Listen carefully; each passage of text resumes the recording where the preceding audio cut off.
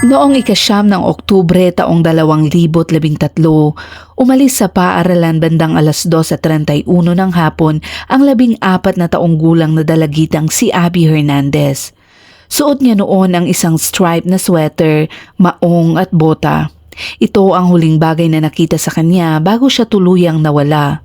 Pero makalipas ang isang buong taon, bigla na lamang siyang muling lumitaw sa pintuan ng bahay ng kanyang ina at suot pa rin niya ang parehong damit na gamit niya sa huling araw ng kanyang pagkawala. Ngunit sa halip na ginhawa, galit ang bumalot sa publiko at habang unti-unti namang nabubunyag ang mga detalye ng kanyang pagdukot, napagtanto ng mga pulis na ang kasong ito ay malayo sa ordinaryo. Sa mundong tila laban sa kanya at sa isang armadong halimaw na malayang naglilibot, si Abby ay kailangang mag-ipon ng tapang na higit pa sa isipin ng sinuman. Ito'y kailangan niyang gawin upang sa wakas ay ilantad ang katotohanan ng kanyang pagkawala. Ngayong araw ay samahan niyo akong talakayin ang isa na namang kasong magpapatigil sa inyo sa inyong kinauupuan. Ito isang kwento ng takot, pag-ibig ng pamilya at labis na tapang ng isang babaeng 14 anyos pa lamang. Ito isang kwento kung saan ang inosenteng dalagita ay hinarap ang isang halimaw at kung paano niya hinamon ang kamatayan at karahasan para lang mabawi ang kanyang buhay. At bago natin ito himay-himayin ay kung bago ka pa lamang dito sa ating channel ay huwag mo kalimutang i-click ang subscribe button at pindutin na rin ang notification bell para lagi kang updated sa mga kasong tinatalakay natin dito.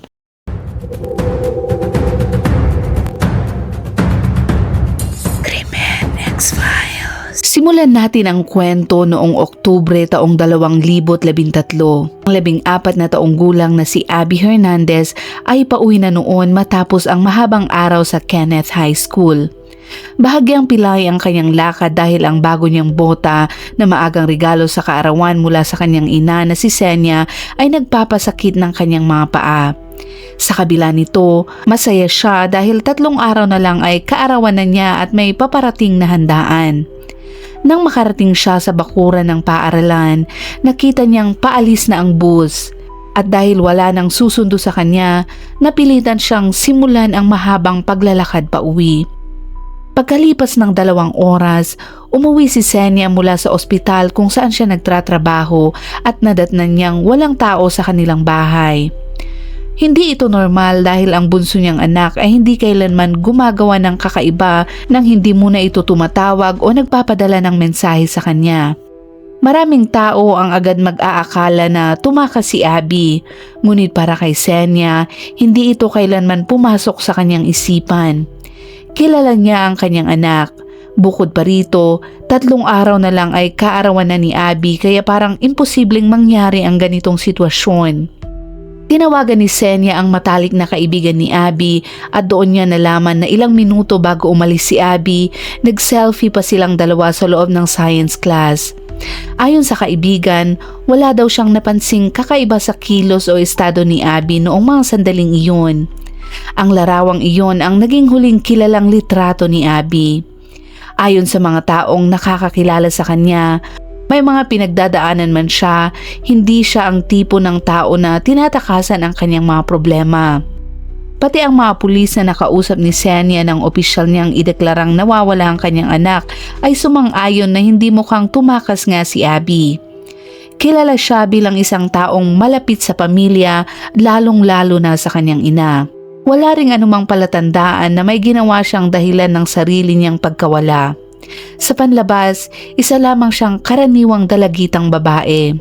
Sa loob lamang ng ilang oras, umabot sa lokal na balita ang pagkawala ni Abby at agad itong yumanig sa buong komunidad lalo na't ang New Hampshire ay ikalawang pinakaligtas na estado sa buong bansa at ang huling malaking kaso ng pagdukot doon ay nangyari pa noong taong 1986.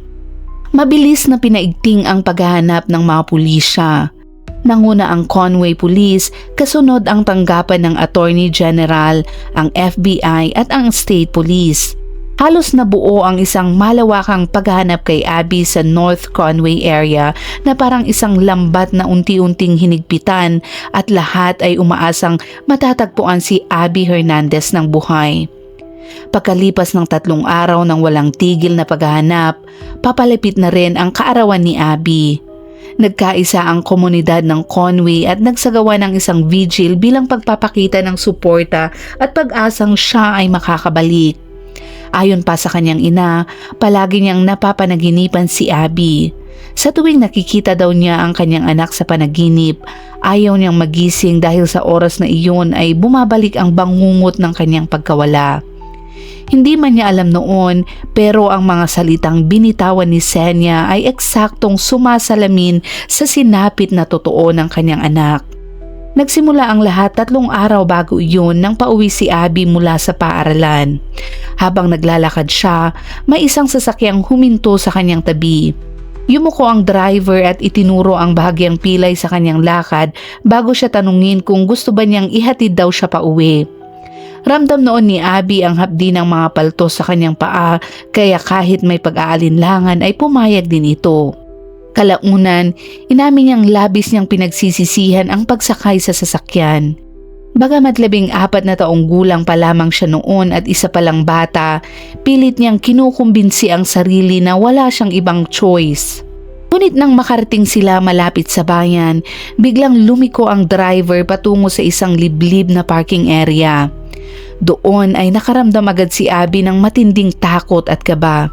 Sinubukan niyang magsabing malapit na lang ang kanilang bahay at kaya na niyang maglakad at tinanggal na niya ang seatbelt, pero sa sandaling iyon, iniunat ng lalaki ang kanyang mga binti at tila may hinahanap. Doon nakita ni Abby ang isang baril. Sa ilalim ng matinding pananakot, ginapos si Abby at tinakpan ang kanyang mga mata. Habang umaandar muli ang sasakyan, paulit-ulit siyang itinutulak ng lalaki pababa sa may ilalim ng dashboard upang hindi makita ng mga dumaraan. Sinusubukan din niyang lumaban, ngunit mabilis na lumala ang sitwasyon. Nakaramdam siya ng bigla at matinding sakit sa kanyang binti at inakala niyang siya'y tinamaan. Sa takot, ang tanging nasa isip niya ay ayaw niyang mamatay sa oras na iyon. Kahit nanginginig sa takot, patuloy pa rin siyang lumalaban, ngunit sa tuwing sinusubukan niyang itulak palayo ang lalaki, lalo lang tumitindi ang sakit na nararamdaman niya. Doon niya napagtanto na hindi pala siya tinamaan ng bala, kundi pa ulit-ulit na pinapahina gamit ang isang stun gun.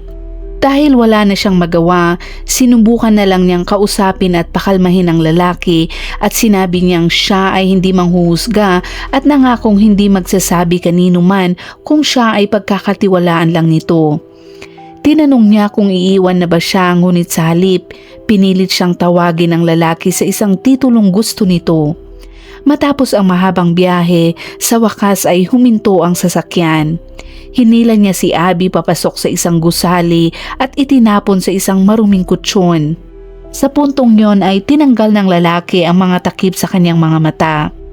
Paglingon ni Abby sa paligid, napansin niya ang sahig na gawa sa metal, ang mga pader na may makapal na padding para pigilan ang tunog at ang bawat pintuan ay may mabibigat na kandado.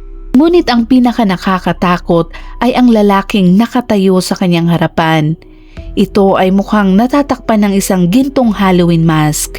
Isa-isa nitong ikinadena ang kanyang mga kamay at paa sa mga metal na bakal na nakapaligid sa kutsyon. Tinakpan din niya ang kanyang ulo ng isang t-shirt at sinuotan niya ito ng helmet. Ipinahayag ng lalaki na anumang pagtatangkang sumigaw o tumakas ay may kapalit na mabigat na parusa. Ang mga sumunod na 3 araw ay halos hindi na maipaliwanag. Paulit-ulit na pang-aabuso at matinding paghihirap ang naranasan ni Abby. Isang bangungot na lampas sa kahit anong kayang isipin ng isang tao. Malakas na pinatutugtog ang heavy metal music habang siya ay pinipigilan at hindi makagalaw.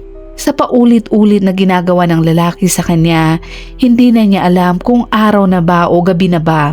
Sa gitna ng lahat ng ito, paulit-ulit na nagdadasal si Abby sa Diyos. Pakiramdam niya ay kapag natapos ang lahat-lahat, mawawala rin ang lahat ng sakit na kanyang dinaranas. Habang patuloy ang paghahanap naman kay Abby at nakatakdang ipagpatuloy muli kinabukasan, may isang bagay na sinabi ang kanyang dumukot na tuluyang yumanig sa kanya. Sinabi nitong nasa balita na raw siya at hinahanap na siya ng lahat. Ipinakita rin sa kanya ang video sa isang cellphone. Doon niya nakita ang press conference kung saan ang kanyang ina ay desperadong humihingi na ng tulong para mahanap lang siya. Ang pakiusap na iyon ng kanyang ina ang tila unang sandaling tuluyang bumigay si Abby.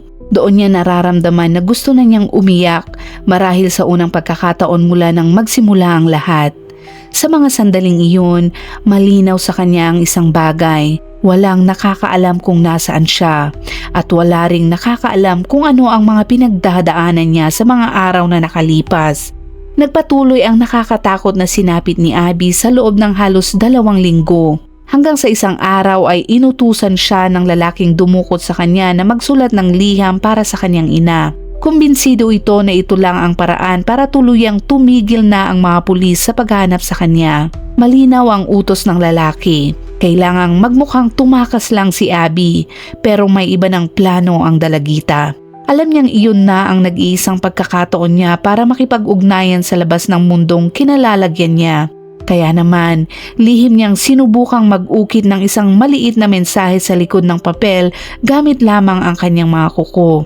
Sa kanyang isip, paulit-ulit ang takot. Pakiramdam niya ay maaaring iyon na ang huling gabi ng kanyang buhay o baka iyon na rin ang tanging tsansa niyang makatakas. Ngunit nang malaman ng lalaki na nakita nito ang mga lihim na mensahe, parang gumuho ang mundo ni Abby. Bumigat ang kanyang dibdib sa takot dahil inakala niyang iyon na ang kanyang magiging katapusan. Bagamat tila wala pang balak ang dumukot na patayin siya sa mga sandaling iyon, hindi pa rin siya pinapatawad sa kanyang parusa. Sa halip, lalo pa itong naging malupit. Sinabi ng lalaki na may naiisip siyang mas makataong paraan daw para sa kanya at iyon ay ang paggamit ng isang collar na karaniwang isinusuot ng mga aso. Isinuot ito kay Abby habang hawak ng lalaki ang isang stun gun na itinututok sa kanyang mga paa. Ang sakit na nararanasan niya ay lampas sa kahit anong kaya niyang ilarawan. Pilit niyang pinipigilan ang sariling sumigaw, ngunit sa huli ay hindi na niya ito kinaya. Ito ang isa sa pinakamasakit na karanasang pinagdaanan niya. Sa kabila ng lahat, isang bagay lang ang malinaw sa kanya. Yun ay gusto pa rin niyang mabuhay. Dahil umaasa pa rin ang lalaki na titigil ang mga pulis sa paghahanap kapag inisip ng lahat na tumakas si Abby, muli niya itong pinilit na magsulat ng isa pang liham. Sa pagkakataong ito, mas mahigpit ang kanyang naging kontrol. Kinailangan niyang magsulat ng liham na humihingi ng paumanhin sa kanyang ina at inaako ang kanyang ginawa. Inabot pa ng 1 linggo bago makarating ang liham kay Senya. 1 buwan matapos mawala si Abby, iyon ang unang palatandaan na buhay pa ang kanyang anak. Para kay Senya, ang mga unang linggo ay parang wala siyang nararamdaman. Parang manhid ang lahat ng parte ng kanyang katawan, ngunit nang matanggap niya ang liham, halo-halo ang kanyang naging emosyon. Hindi siya makapaniwala at masaya siya ng lampas sa anumang salita, ngunit kasabay nito ay ang matinding pagkalito. May mga salitang hindi tugma sa pagkakakilala niya sa kanyang anak. Bilang isang ina, kahit malinaw na kilala niya ang sulat kamay ni Abby, hindi niya maiwasang makaramdam na may mali sa laman ng liham. Ramdam niya na may hindi tama, na parang may pumipilit o kumukontrol sa kanyang anak habang isinusulat niya iyon. Sumang-ayon din ang mga pulis sa hinala ni Senya. Para sa kaligtasan ni Abby, pinigilan muna nilang ipaalam sa publiko ang tungkol sa liham. Nakumpirma nila ang DNA ni Abby sa papel, ngunit kung paano niya naisulat at naipadala ang liham ay nananatiling palaisipan sa kanila. Kung sakaling nakalusot ang liham ng hindi alam ng dumukot at kung alam nitong may komunikasyon si Abby sa labas, mas lalo siyang malalagay sa panganib. Napagtanto din ng Attorney General na si Jane Yong na ang liham na iyon ang kanilang nag-iisang alas. Kung may pag-asa silang matagpuan si Abby, kailangan nilang sumugal, ilantad ang liham at muling humingi ng tulong sa publiko. Ipinahayag nila na naniniwala silang si Abby mismo ang sumulat ng liham, ngunit malinaw na may posibilidad na may isang taong kumokontrol sa kanya at nananatiling delikado ang kanyang kalagayan. Naging palaisipan kung ano ang kakayahan niyang magsulat at magpadala ng liham ay senyales ba na maayos siya o kung isa lamang itong paraan para iligaw ang lahat. Sa puntong iyon, nanatili pa rin classified ang kaso bilang isang missing person case. Ngunit may hindi inaasahang epekto ang press conference. Biglang nagbago ang opinyon ng publiko. Sa halip na awa, maraming tanong at pagdududa ang lumitaw laban sa nawawalang dalagita. Habang lumilipas ang panahon, mas dumami ang haka-haka. May mga taong naniniwalang isa lamang siyang pasaway na teenager na tumakas. Para sa iba, wala daw siya sa tunay na panganib at dapat pa raw managot sa ginastos ng estado. Para sa ilan, mula pa raw sa simula ay kahina-hinala na ang buong kwento. Habang humihina naman ang interes ng publiko, lalo namang lumalakas ang mga chismis, lalo na sa Kenneth High School kung saan nag-aaral si Abby. Ang matalik niyang kaibigan na si Miranda at ang kanyang nobyong si Jimmy. Naging mainit itong paksa ng usapan at maraming tao ang mabilis na nagbigay ng sariling konklusyon. Kabilang dito ang haka-hakang may kinalaman daw sa pagbubuntis bilang dahilan ang kanyang pagkawala. Sa kabila ng lahat ng ito, malinaw sa mga pulis ang isang bagay. Matagal na nilang inalis si Jimmy bilang isang posibleng sangkot sa pagkawala ni Abby. Sa oras ding iyon ay may kailangang desisyonan ng Attorney General. Kailangan niyang tukuyin kung ituturing ba si Abby bilang isang tumakas o bilang isang biktima ng pagdukot. Sa kabutihang palad para kay Abby, pinili ni Jane Yang ang ikalawang opsyon. Para sa kanya, malinaw ang mga palatandaan. Hindi basta nawawala na lang ang isang tao, lalo na ang isang 14 na taong gulang na dalagita. Hindi marunong magmaneho si Abby, may pera sa bahay na hindi niya kinuha at ang dala lamang niya ay ang suot niyang damit. Ano man ang kinalalagyan niya noon, malinaw na pasok ito sa definisyon ng pagdukot. Habang humihina ang interes ng media, bumagal din ang pagdating ng mga tip mula sa publiko. Unti-unti ding tumamlay ang investigasyon hanggang sa tuluyan itong lumamig. Ngunit sa mga oras na iyon ay tumanggi si Senya na hayaan na lang mabaon sa limot ang kwento ng kanyang anak.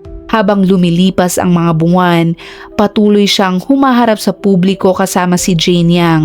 Sa iilang mamamahayag na nananatiling naniniwala na mahalaga pa ring ibalita ang kaso, binabasa niya ng malakas ang kanyang mga panawagan na puno ng pag-asa at pananampalataya na buhay pa ang kanyang anak. Ipinahayag niya ang paniniwala na naroon pa rin si Abby sa kung saan at nakikinig at nanonood sa kanila. Ipinapaalala niya kung gaano niya ito kamahal at kung gaano niya ito namimiss ng sobra. Binigyang lakas niya ang kanyang anak sa mga salitang naniniwala siyang matapang, matalino at mahalaga si Abby.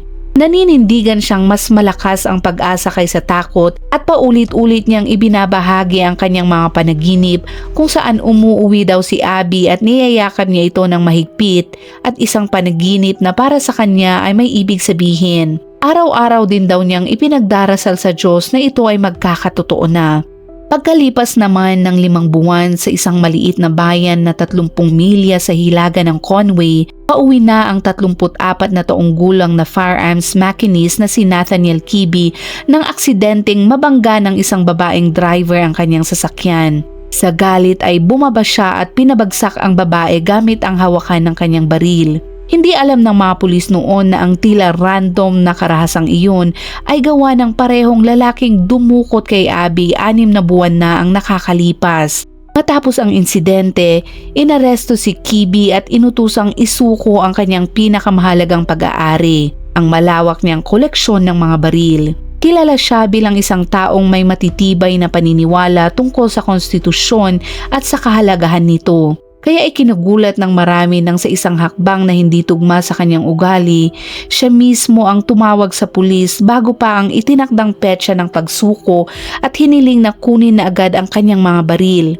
Nang dumating ang mga pulis sa kanyang ari-arian, napansin ni Police Officer Eric Benjamin na personal na nakakakilala kay Kibi ang isang napakalaking shipping container sa likod ng kanyang bahay. Nang tanungin kung ano ang laman nito, halatang iniiwasan ni Kibi ang tanong at iginiit na baril lamang ang sakop ng utos ng korte at wala nang iba. Sa mga panahong iyon, malayo na rin sa mga balita ang pagkawala ni Abby. Pagkalipas ng 5 buwan, karamihan sa mga mamamahayag ay naniniwalang tumakas lang siya. Karamihan sa kanila pero hindi naman lahat. Patuloy pa ring tinatalakay ng lokal na balita ang kaso at mga pagsisikap ng mga kaibigan ni Abby na maabot siya. Sa website na Bring Abby Home, lumabas ang isang bagong video na may mga salitang nagsasabing labis siyang namimiss ng mga tao. Puno ito ng mga mensahe mula sa kanyang mga kaibigan na nagpapahayag kung gaano kalaki ang puwang na iniwan niya at kung gaano nila siya kailangan pabalik. Mayroon ding mga liham na ipinost sa website. Ibinahagi din ng isang kaibigan nito ang sakit ng hindi makausap si Abby sa mga oras na higit niya itong kailangan. Sama-samang ipinapahayag ng kanyang mga kaibigan ang lungkot, kalituhan at pag-asang maririnig ng dalagita ang kanilang mga mensahe saan man siya naroon. Sa gitna naman nito, unti-unting naging mas paranoid si Kibi matapos ang kanyang sagupaan sa mga pulis. Nagbago ang sitwasyon sa loob ng bunker. Palagi nang nakakadena si Abby. Naglagay din si Kibi ng mga tubo at bomba sa tabi ng kanyang higaan upang makainom siya mag-isa, lalo na sa mga pagkakataong ilang araw siyang wala sa bunker. Sa kalaunan, umabot sa sukdulan ang paranoia ni Kibi at gumawa siya ng isang hindi inaasahang hakbang. Sinabi niyang masyado ng marami ang alam ni Abby at kailangan na niyang ilipat ito dahil hindi na raw sila maaaring manatili roon. Ikinulong niya si Abby sa trunk ng sasakyan at nagmaneho sila ng napakahabang oras papunta sa isang hindi pa rin niya alam na destinasyon. Binuhat siya ng lalaki sa balikat at dinala sa isang silid, saka basta na lang ibinagsak sa ibabaw ng isang kutsyon. Doon niya inihanda ang isang kwarto para kay Abby, isang lugar na siya na ang magiging tirahan sa loob ng maraming buwan. Napansin ni Abby na may mga tornilyo din at mga kable sa pintuan. Ipinaliwanag ng lalaki na may inilagay daw siyang mekanismo sa pintuan at kung sakaling may magbukas o manira nito, magti-trigger iyon ng apoy sa loob ng silid. Nang muli siyang itali, sinabi rin ng lalaki kung paano niya alam ang kanyang ginagawa. Ikinwento niya ang mga karanasan niya sa juvenile prison at mga pang-aabusong naranasan niya roon. Pagkalipas ng 6 na buwan ng pagkakakulong, iyon ang unang pagkakataong nagbukas si Kibi ng personal na kwento kay Abby. Sa mga sumunod na linggo, mas humaba at mas madalas ang kanilang mga pag-uusap. Isang atheist at objectivist si Kibi at madalas siyang makipagdebate kay Abby tungkol sa Diyos at sa kanyang mga paniniwalang libertarian. Kahit napapansin ni Abby na tila na-enjoy ng lalaki ang mga ganitong usapan, malinaw sa kanya na isa pa rin itong halimaw. Kahit tapos na ang pinakamatinding pisikal na pananakit, halos araw-araw pa rin siyang sinasaktan at pinapahirapan nito. Habang lumilipas ang mga linggo, may napansin si Abby. Habang mas pinapakita niyang kaibigan niya si Kibi, mas kumukonti ang pananakit nito. Mahilig magbasa ang lalaki kaya binigyan niya si Abby ng maraming libro para malibang daw siya habang nakakulong. Isa sa mga librong iyon ay isang cookbook na kalaunan ay magiging susi sa pagbagsak ng kanyang dumukot. Sa halos 9 na buwan niyang pagkakakulong, unti-unti siyang nakaramdam ng kakaibang pakiramdam ng pagiging pamilyar sa sitwasyon. Madalas sabihin ni Kibi na siya ang pinakamalapit na bagay na magkakaroon siya ng anak. Pakiramdam ni Abby, tinitingnan siya ng lalaki na parang may gusto itong ituro sa kanya. Isang araw, habang binabasa niya ang cookbook, napansin niya ang isang pangalang nakasulat sa loob gamit ang itim na tinta. Ang pangalan na nakaukit doon ay Nate Kibi. Nagtanong siya kung sino iyon at bahagyang nadismaya ang lalaki at tila napahinga ng malalim. Habang lumilipas ang panahon, mas marami pang nalaman si Abby tungkol kay Kibi. Hindi na ito nagsusuot ng maskara kapag magkasama sila at ikinuwento rin nito ang mas madilim na bahagi ng kanyang nakaraan. Mula sa mga ideya ni Ayn Rand hanggang sa kahulugan ng God's Den Flag, madalas niyang lekturan si Abby tungkol sa libertarianism.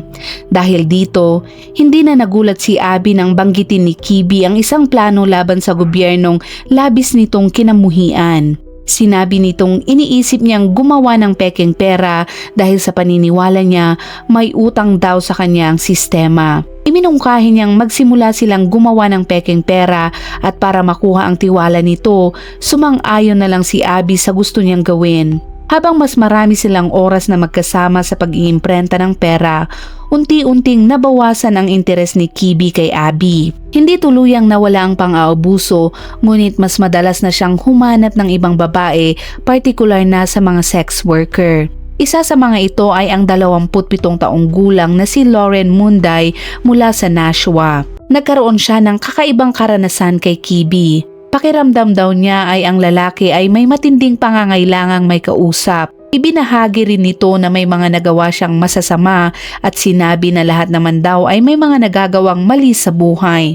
Nagrenta sila ng isang hotel room, ngunit ayon kay Lauren, hindi naman hiningi ni Kibi ang serbisyong inaasahan niya. Ang gusto lang nito ay emosyonal na suporta at katiyakan. Hinaplos nito ang kanyang ulo, buhok at mukha hanggang sa makatulog siya. Pagkagising niya ay nakita ni Lauren ang isang bunton ng $50 na mga papel sa mesa, ngunit wala na roon si Kibi. Nang maglaon, sinubukan niyang gamitin ang pera sa isang lokal na Walmart para bumili ng mga groceries. Kinuha ng cashier ang pera at sinabing sandali lamang. Makalipas ang ilang minuto, bumalik ang cashier at ipinaalam kay Lauren na paparating na ang mga pulis dahil ang ginamit niyang pera ay halatang peke. Sa galit ay hindi na nag-aksaya ng oras si Lauren. Agad niyang tinawagan ang lalaki at ibinuhos ang kanyang galit dito dahil inilagay siya nito sa alanganin. Bagamat pekeng pangalan ang ibinigay ni Kibi, ibinahagi ni Lauren sa mga pulis ang email address nito at ang malinaw na deskripsyon ng kanyang sasakyan na may matinding sira.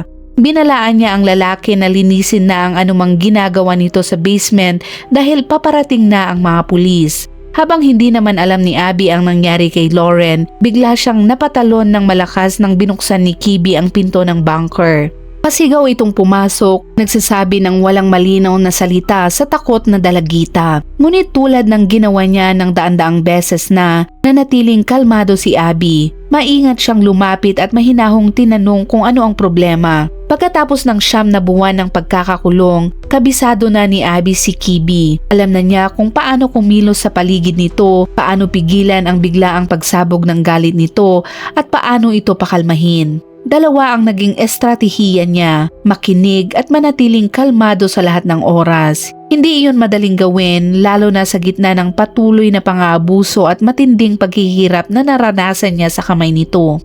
Kung may isusulat na gabay tungkol sa kung paano dapat makaligtas ang mga biktima ng pagdukot, malinaw na si Abby ang perpektong halimbawa sa unang kabanata. Hindi naman nagtagal, ipinaliwanag ni Kibi kung ano ang nangyayari bago niya inutusang lumabas si Abby.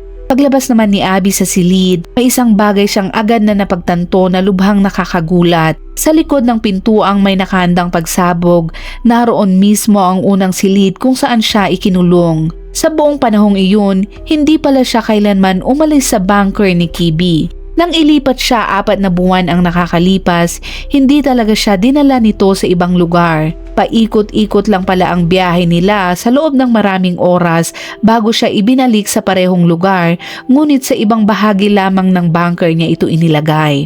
Pagpasok nila sa mismong bahay ni Kibi, tinanggal nito ang shock collar ni Abby at iniabot sa kanya ang isang itim na plastic bag. Nasa loob nito ang mga damit na suot niya noong araw na siya ay dinukot. Sinabi ng lalaki na kailangan na niyang paalisin si Abby doon. Maaaring isipin ng sino man na ililipat siya ni Kibi sa ibang lugar sa pagkakataong iyon o tuluyan na siyang papatayin para matapos na ang lahat. Ngunit dito naging kakaiba ang kaso ni Abby. Dahil sa pagtrato niya sa kanyang dumukot bilang isang tao, nailagay niya ito sa isang tunay na dilema. 9 na buwan ang nakalipas, malamang ay hindi nag-atubili si Kibi na patayin siya. Ngunit sa paglipas ng panahon, nagkaroon ito ng kakaibang attachment kay Abby. Ang pagbabagong iyon ay nagmula sa matinding tibay ng loob ni Abby at sa kakayahan niyang makakita ng kabutihan kahit sa taong patuloy na nanakit sa kanya.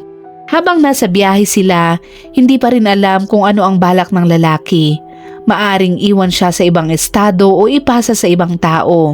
Ngunit biglang bumilis ang tibok ng kanyang puso nang makita niya ang isang karatula sa kalsada na may nakasulat na Conway ahead. Hindi naman nagtagal, huminto ang sasakyan sa eksaktong lugar kung saan siya dinukot halos 1 taon na ang nakakalipas. Sa isang pangyayaring kasing ironic ng pagiging hindi kapanipaniwala, natapos ni Abby ang 9 na buwang paglalakad pa uwi. Suot pa rin niya ang parehong bota na naging dahilan ng lahat. Parang isang matinding pagkabigla ang naramdaman niya. Halos hindi siya makapaniwala sa kanyang nakikita. Para sa kanya, Napakaganda ng sandaling iyon. Nang makita niya ang kanyang ina, agad napansin ang malaking pagbabago nito. Makikita sa kanyang mukha ang bigat ng mga buwang pinagdaanan niya. Masakit itong tingnan pero higit pa roon ang ginhawang maramdaman na ligtas na siyang nakauwi. Ngunit hindi pa roon nagtatapos ang lahat. Bago tuluyang palayain ni Kibi si Abby, ayon sa kanya, dahil ibinasura ang civil case laban sa kanya, na ibalik ng mga pulis ang kanyang mga baril. Kung ilalandad daw ni Abby ang kanyang pagkakakilanlan, dapat daw siyang maghanda sa posibleng paghiganti niya o ng kanyang mga kaalyado. Dahil naman sa takot at sa hangaring protektahan ang kanyang pamilya, itinago ni Abby ang pangalan ni Kibi. Sinabi ng lalaki na kaya niyang saktan ang mga pulis kung susubukan siyang hulihin at kaya rin niyang saktan ang pamilya ni Abby.